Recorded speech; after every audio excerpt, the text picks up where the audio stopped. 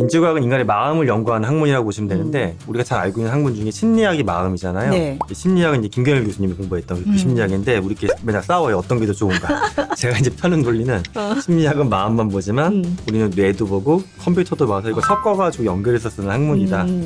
강연하거나 이제 네. 워크숍 진행하는 사람들은 제가 막 워크숍 진행할 때 막 50명 데리고 막 게임피케이션하고 200명을 이끌고서 막 행사하니까 MBTI로 봤을 때 E다라고 생각하시는데 대문자 I예요.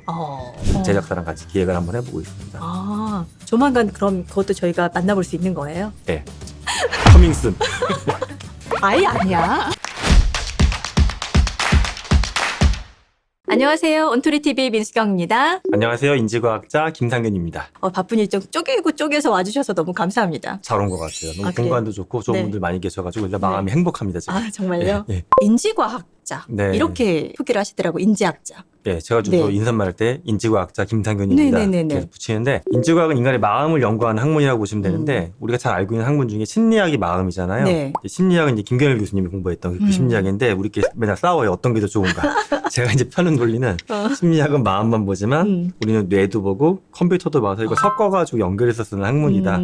사실 뭐 배우는 기간이 비슷하기 때문에 심리학을 좀 덜 배우고 뇌나 컴퓨터를 배운다고 보시면 되겠습니다. 인간의 마음을 중심으로 뭐 산업을 연구하고 비즈니스 모델을 만들고 그다음에 뭐 여러 가지 앱이나 자동차 같은 거 개발할 때도 인간의 마음 중심으로 연구해보고 이런 학문입니다. 어떻게 보면 굉장히 알아야 하는 그 범위가 넓을 것 같은데요? 제가 잡학다식한 편이긴 한데 얇지만 예를 들어 뭐 학부 때 로봇 공부했었고 석사 산업공학 했고 네. 박사를 인지과학으로 했고요. 네. 인지과학 공부하다 보면 오히려 관심이 더 넓어져요. 그래서 미국에 잠시 교환 교수로 있을 때는 또 독특한 케이스가 아니라 교육공학 공부했어요. 공대 교수였는데 이제 교육공학과로 교환 교수 가겠다고 했더니 상대방 대학에서 이런 한국인은 없었다. 너 정말 맞게 한 거냐? 그래서 제대로 한참 쓴거 동안 아니에요? 신랑이 했었는데 교육공학 공부해보고 인지과학은 좀 인간의 마음을 중심으로 사회를 넓게 바라보는 학문입니다. 그 기업가 정신, 뭐 게이미피케이션, 예. 메타버스 네. 등을 놓고 굉장히 다양한 연구도 하시고 프로젝트도 하시고 또 기업 자문들도 많이 하고 계시잖아요. 이 세 가지가 과연 어떤 공통점이 있는지도 되게 궁금했었어요. 예를 들어 기업가 정신이 저는 뭐 경영자의 마음이라고 해석하지는 않고 현대를 살아가는 모두는 자신의 삶을 하나의 기업을 만드는 여정처럼 바라보고 위기하고 기회를 잡아가면서 쌓아나가는 과정이라고 보거든요. 그럼 여기서 중요한 건 나는 어떤 마음을 가지고서 일을 할 것이냐, 내가 일하는 동료의 마음을 이해하고 있는지, 또 내가 바라보고 있는 소비자의 마음을 이해하고 있는지. 저 기업가의 핵심도 마음에 있다라고 보고요. 게이미피케이션이 게임의 재미를 활용해서 사람을 움직이게 만드는 방법인데, 그럼 사람이 무엇을 재미를 느끼는지, 무엇을 갈망하는지, 그것도 결국 마음이고요. 메타버스에도 내가 그냥 이 모습으로 살아가는 게 아니라 왜 아바타를 써가지고 컴퓨터를 통해서 만날까? 그때 우리는 똑같이 만약 그렇게 해서 연애한다라고 하면 연애 감정이 똑같이 나타나는 건지 그렇게 해서 회의를 하면 정말 스트레스 안 받는 건지 여기서도 마음이 핵심인 것 같아요. 또 IT 연구하셨던 분들이 기술의 관점에서 이런 건 이제 UX나 CX 설계할 때 부족한 부분 그런 걸 마음의 관점에 좀 더 보태드리는 역할을 제가 하고 있습니다. 그러면 인간의 마음을 깊이 공부하신 분이 어떤 사람들과의 관계에서도 굉장히 유연하고 편하시겠어요? 사실 제가 MBTI를 보게 되면 대문자 I형이에요. 강연하거나 이제 네. 워크숍 진행하는 사람들은 제가 막 워크숍 진행할 때 막 50명 데리고 막 게임피케이션하고 200명을 이끌고서 막 행사하니까 MBTI로 봤을 때 E다라고 생각하시는데 대문자 I예요. 다만 이제 역할을 할 때 상대방의 마음을 조금 더 세심하게 보려고 노력하다 보니까 거기서는 좀 장점이 생기는 것 같긴 합니다. 기업가 정신도 아까 살짝 이제 언급을 했었는데 네. 기업가 정신이 얼핏 보면 이제 경영학과도 조금 닮아 있잖아요. 그렇죠. 어떤 관점이 다른지 네. 기업들과는 어떤 작업들을 좀 많이 해오셨는지. 경영학은 사실은 또 조직이 일정 규모가 있을 때 이걸 잘 굴리기 위한 학문이에요. 예를 들어 둘이서 또 혼자서 일을 할 때 보게 되면 고객하고의 관계성 부분은 경영학으로 풀 수가 있지만 내가 혼자 어떤 의사결정을 하고 어떤 액션을 할지에 대해서는 경영학에서는 사실 다루기 좀 어려워요. 경영은 집단을 바라보는 학문이기 때문에. 근데 기업가 정신은 그게 아니라 당신이 기업인이건 또는 흔히 뭐 프리랜서건 또는 현재 특정한 일을 하지 않더라도 내 삶의 목적은 무엇이고 나는 어떤 존재이며 내가 하는 일이 사회에 단기적으로 장기적으로 어떤 의미를 주는지를 그려가는 게 기업가 정신이라고 저는 봐요.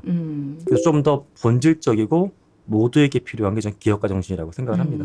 게이미피케이션이 좀 이제 낯설어하시는 분들도 많이 네네. 계시고 이런 용어를 접하는 게 이제 쉽지 않은 경우들이 많은데 네. 게이미피케이션이 뭔지 그리고 관련해서 또 어떤 일을 하셨는지도 되게 궁금해요. 게이미피케이션은 사실 게임이 재밌다는 건 모두가 알고 있잖아요. 나는 뭐 컴퓨터 게임 안 한다 하시는 분들도 골프도 게임이에요, 사실은. 그 윷놀이도 게임이고. 그렇죠. 게임은 재밌는데 대표적으로 대척점에 서 있는 게 뭐 공부하거나 일하는 거.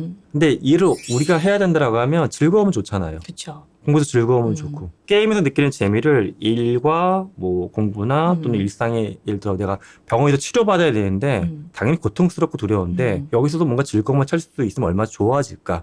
이런 것들을 연구하는 게 게이피케이션인데 예를 들었던 만약 기업가 정신하고 연결해서 제가 했던 프로젝트를 보게 되면 현대에도 이제 사회복지적인 차원으로 청소년들한테 기업가 정신 교육을 해요. 이제 그런 교육 프로그램을 제가 개발하는데 저는 어떤 뭐 커리큘럼을 강의 자료를 막 짜드리는 이걸 하는 거를 넘어서서 그들이 어떻게 하면 몰입을 해가지고 2시간 동안 새로운 건데 굉장히 재밌게 해볼 수 있을까. 모두가 학습의 주인공이 돼가지고 참여하게끔 만드는 거.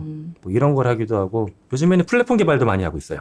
플랫폼이라고 하면 웅진에서 스마트홀이라고 하는 학습 플랫폼이 있어요. 네. 초등학교 교육시장에서 이제 마켓 시장 주민이 이제 일을 짓고 있는 거고 보시는 분들이 이정재 씨가 광고하는 광고 그게 바로 웅진 스마트홀이에요. 빠르네요. 약간 그렇게 이정재 씨가 하니까. 깨방정을 하시면서 하는 네네. 재밌게 광고하는 게 그건데 그게 이제 메타버스 공간에 들어가서 아이가 자기 아파트에 띄워서 태블릿상에서 학교도 가고 도서관도 가서 공부하는 거예요. 근데 인터페이스만 아바타가 있다고 해서 재밌어지지는 않거든요. 근데 거기서 예를 들어 고양이를 만나기도 하고 어떤 뭐 포인트 같은 점수 같은 것도 있고 미션도 뜨고 해가지고 막 즐기다 보면은 이제 엄마가 등을 안 때리는 2시간 공부하라고 했는데 3시간 딱 즐겁게 했는데 뭔가 성과도 나오는 그런 거 만드는 거 하고 있습니다. 아, 그런 아이디어들은 보통 어디서 나오세요? 학문적으로도 뭐 연구도 많이 하지만 일상에서 게임과 관련된 컨텐츠도 많이 보기도 하고 즐기기도 하고요. 더 중요한 건 상황 관찰을 많이 해요. 관찰. 예. 예를 들어 제가 사는 데가 주상복합 아파트인데 편한 거는 주변에 많은 인프라가 있지만 안 좋은 건 상업시설이 많다 보니까 직장인들이 와서 담배를 주변에 피우고 버리는 게 엄청 많아요. 그들이 버릴 때 보게 되면 가까운 데다 던지거든요. 근데 사람들은 또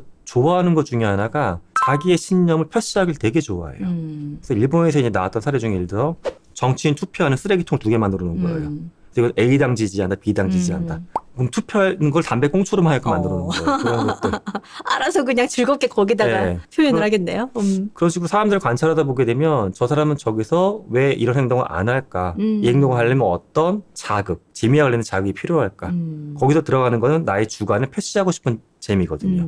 메타버스 정말 핫했었잖아요. 그렇죠. 모르는 사람이 없을 만큼 맞아요. 메타버스에 대해서 관심들이 많았는데 이제 일각에서는 그 트렌드가 조금 시들하고 있는 건 아니냐 이렇게 보시는 분들도 계신데 여기에 대해서는 어떻게 생각하세요? 근데 모든 어떤 테크 분야를 보게 되면 한 번에 사람들이 3-4개에 관심 갖기는 힘들어요. 그래서 한때 인공지능이 올라갔다가 메타버스가 올라갔다가 막 빅데이터가 올라갔다 왔다 갔다 하는 건데 그 트렌드가 약간 바뀐 거는 저도 이해를 해요. 인공지능으로. 그리고 또 주식시장에서 보게 되면 테마가 있잖아요. 주식의 네네. 테마가. 그건 정말 중요한 건 산업적으로나 정부의 정책적으로 이걸 투자를 계속 하고 있느냐. 정부를 먼저 보게 되면 제가 최근에 이제 참여하고 있는 연구만 봐도 메타버스 윤리강령 만드는 작업을 하고 있어요. 윤리강령이라는 게 뭐 어떤 빅테크, 플랫폼 사업자, 소비자, 학교 다양한 측면에서 메타버스 어떻게 쓰는 게 좋을지를 정부에서 만들고 있는데 이런 거 한다는 이야기는 정부에서 바라봤을 때 메타버스가 산업과 어떤 공공의 전 영역이 점점 퍼져나가리라고 믿고 있는 거거든요.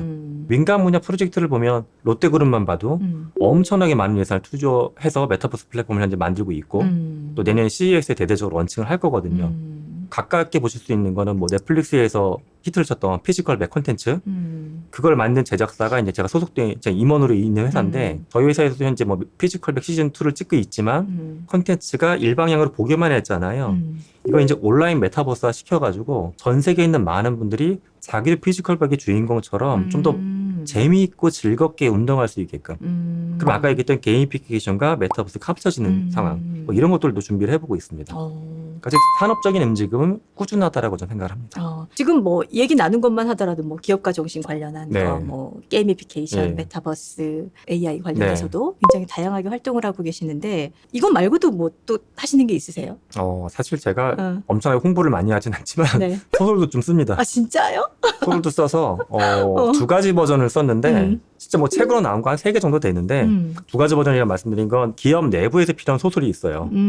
약간 뭐 기업에도 보면 제가 LMS의 게이미피케이션화 되는 네네. 경우 때 보면 스토리가 필요한 경우가 있어요. 그렇죠. 예를 들어서 복잡한 어떤 CBT로 시험 보는 모듈이 있을 때 전체 모듈 10개를 다 통과하는 게 엄청나게 직원들이 힘들어 하거든요. 그럼 모듈 각각을 이야기로 연결을 해가지고 이야기를 듣고서 CBT를 통과하고 실패나 성공할 때마다 이야기 경로가 달라지는 그런 이야기.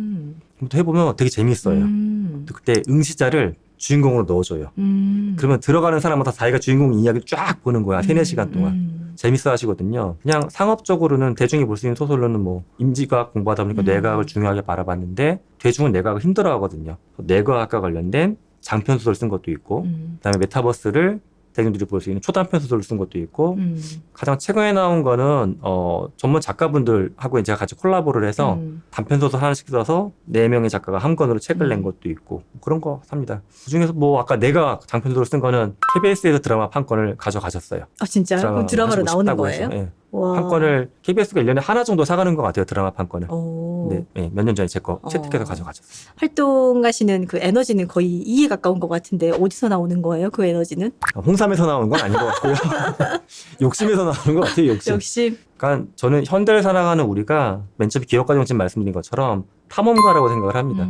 디지털 시대, 무한히 발전하는 시대를 살아가는 모두가 탐험가인데 탐험가한테 가장 중요하고 소중한 마음이 저는 호기심이라고 봐요. 그쵸. 때로 상처를 받지만 또 다른 호기심으로 그걸 다 치유할 수 있거든요. 인간의 마음이라는 게 어찌 보면 굉장히 신약 다큐 같은 느낌이 나거든요. 잘못 전달하면. 좀 더 재밌게 만드는 콘텐츠를 좀 준비하고 있는 게 있어요. 그래서 많은 사람들이 모여가지고 인간의 욕망과 돈을 배경으로 해서 집단적으로 게임을 하면서 우승자한테 상금을 주는 뭐 그런 거를 뭐 방송 제작사랑 같이 기획을 한번 해보고 있습니다. 아, 조만간 그럼 그것도 저희가 만나볼 수 있는 거예요? 네. 기대되네. 조만간 커밍스. 아이 죄송합니다. 장난쳤는데. 아예 아니야. 학자라고 해서 꼭 논문을 쓰는 거 되게 소중한 역할이지만 네네. 논문을 뭐 초등학생이 보기 힘들잖아요. 그럼 채널을 바꿔서 우리의 이야기를 다른 채널로 이렇게 연결해 보는 거. 이 과정에서 새로운 많은 기회가 창발된다라고 저는 봐요. 저렇게 새로운 시도하는 거 좋아합니다. 예. 네, 저희도 기대하고 있겠습니다. 네, 기대해 주십시오. 네, 한 번만 더 해주세요. 커밍순. 또 시키면 문제가 또 커밍슨. 아유, 오늘 함께 해주셔서 너무 감사합니다. 네, 고맙습니다. 다음 시간에는 그 AI 관련해서 좀 이야기를 나눠보도록 할게요. 좀 진지하게 얘기해 보겠습니다. 알겠습니다. 저희 여기서 인사드릴게요. 고맙습니다. 네, 고맙습니다.